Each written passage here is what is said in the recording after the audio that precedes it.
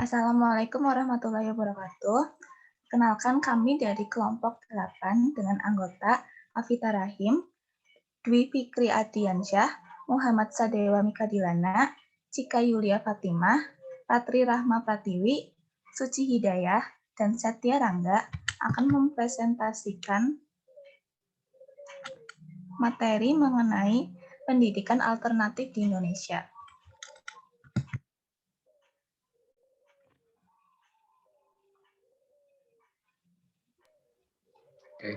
Pengertian dari pendidikan alternatif.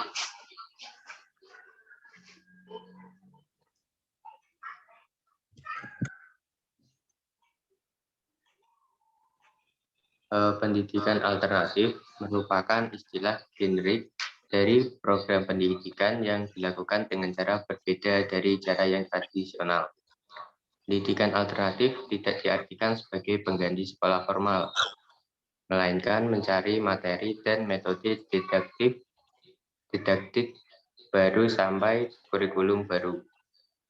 Secara umum, pendidikan alternatif memiliki persamaan, yaitu pendekatan bersifat individual, memberi perhatian besar kepada peserta didik, orang tua atau keluarga, dan pendidikan serta dikembangkan berdasarkan minat dan pengalaman.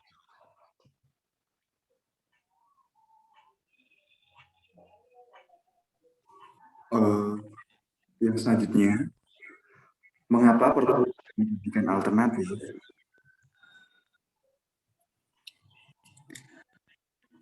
Pendidikan alternatif sendiri perlu diadakan karena terbukti mampu memberikan dimensi lain dalam dunia pendidikan di Indonesia.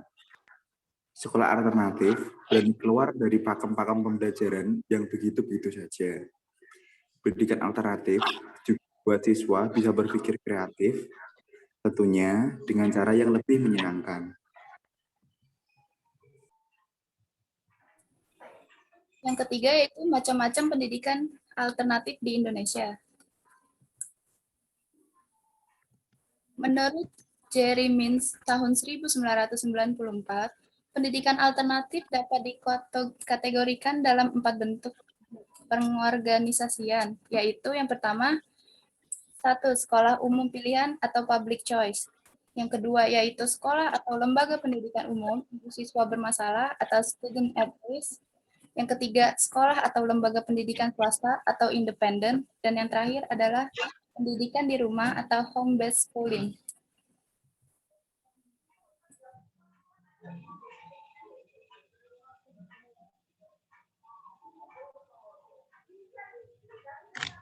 Contoh berdasarkan kategori.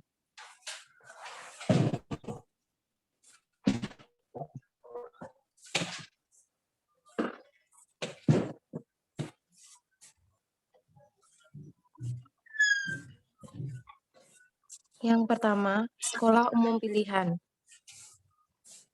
yaitu SMP terbuka, SMA terbuka, sekolah bibit atau Taruna Nusantara, sekolah analisis kimia dan SMA angkatan, dan kejar paket, yaitu kejar paket A, B, dan C.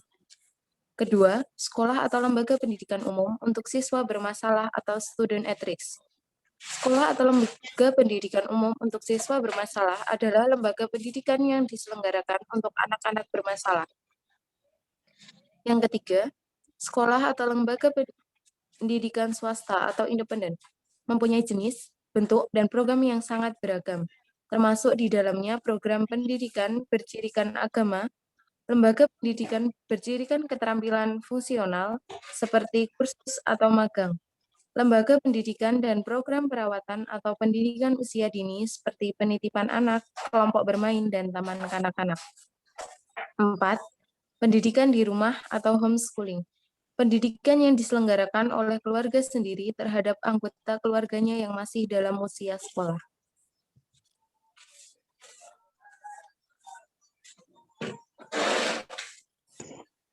Yang selanjutnya adalah keuntungan pendidikan alternatif.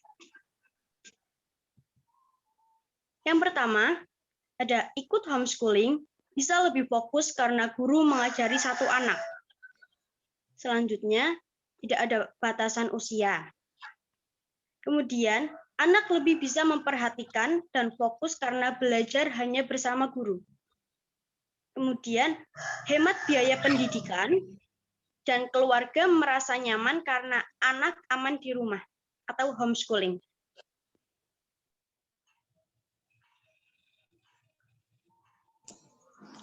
Kemudian, kerugian pendidikan alternatif.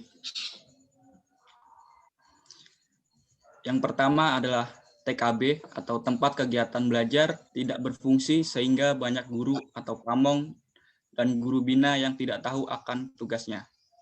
Yang kedua, siswa tidak dapat memiliki pengetahuan seluas sekolah reguler karena yang diajarkan hanya hal yang fungsional.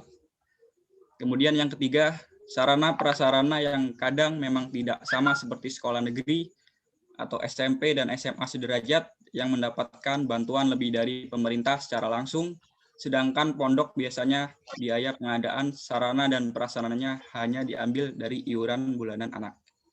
Dan yang terakhir, terbatasnya ruang lingkup pergaulan dan pertemanan anak. Homeschooling membuat kehidupan sosial anak terbatas hanya pada interaksi dengan staf pengajar dan orang tuanya dibandingkan dengan teman-teman sebaya yang belajar di sekolah formal.